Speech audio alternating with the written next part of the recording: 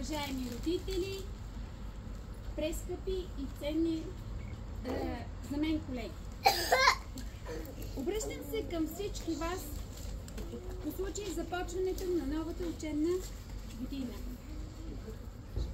За мен е огромна чест за 10-та поредна година да застана пред вас в качеството си на училищен ръководител, за да ви приветствам и да пожелая на слуха на всички ученици.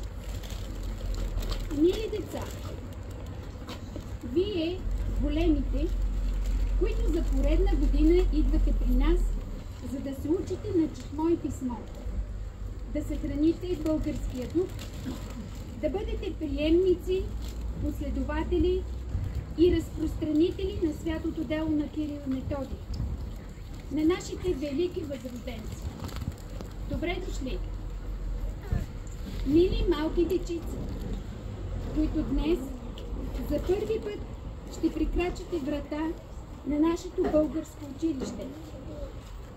Добре дошли! Радваме се, че на такава крехка възраст вие и вашите родители сте избрали пътя на просвещението. Знанието, което ще получите тук, е най-голямото богатство, което никой никога не може да ви вземе. Той не е само прозорец към нови непознати светове.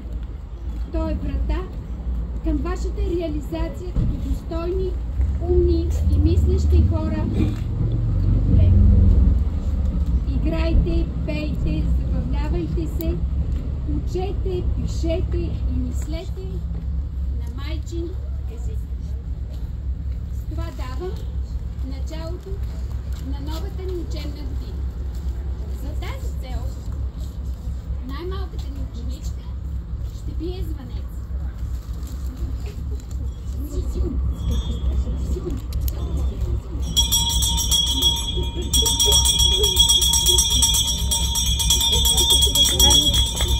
Браво!